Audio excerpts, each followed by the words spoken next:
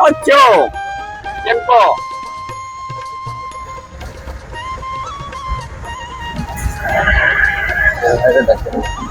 বৃষ্টির ভিতরে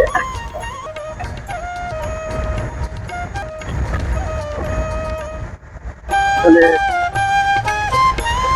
আমাদের বাংলাদেশে এত সুন্দর দৃশ্য আছে, যদি আপনারা দেখতে না আসেন তাহলে বুঝতে পারবেন না।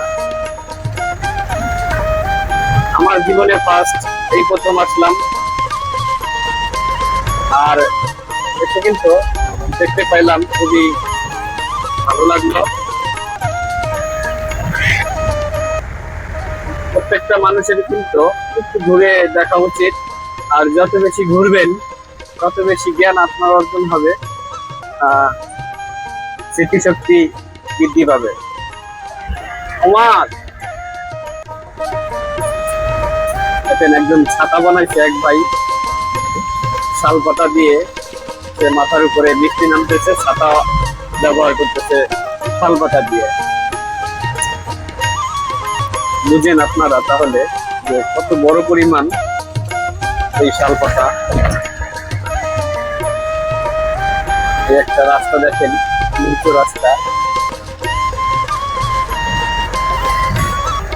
পার্বত্য চট্টগ্রাম। আমরা এখন আছি পার্বত্য চট্টগ্রাম। আর বেশ কিছু জায়গায় আমরা দেখতেছি যে পাহাড় ধসে গেছে।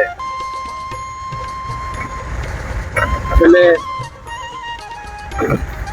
পাহাড় সহজে ধসে যায় না, কারণ আমরা মানুষ এমন আকারে মিস করি, যার কারণে পাহাড় ধসে পড়ে। কিন্তু এই পাহাড় ধসে পড়ার মতন নয়।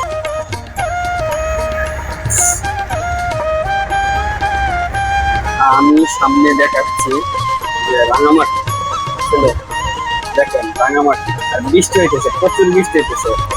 এর ভিতরে পাহাড়ে উঠতে পারবো কিনা জানি না, সম্ভবত উঠতে পারবো না।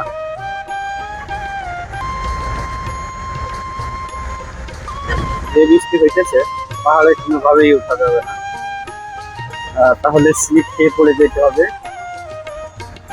আসলে এই দুর্ভাগ্য যে বৃষ্টির ভিতরে আমরা চলে আসছি সাজেক। কি করার, কোম্পানির নিয়মে বাইরে যাওয়া যাবে না, কোম্পানির রুলস অনুযায়ী আমাদের ট্যুরে যাইতেই হবে, কিছু আর করার নাই। আলহামদুলিল্লাহ, যা কিছুই দেখতেছি আমার জীবনে দেখি নাই, এই প্রথম দেখতেছি, দেখে খুবই ভালো লাগলো। আল্লাহর কাছে কোটি কোটি শুকরিয়া যে এত সুন্দর দৃশ্য, এত সুন্দর ভিউজ দেখতে পাইছি। সবই আল্লাহ পাক রব্বুল আলামিনের অশেষ রহমতে। সবাই একটু ভিডিওটা ভালো লাগলে শেয়ার করে দিবেন, অন্য বন্ধুদেরকে দেখার জন্য করে দিবেন।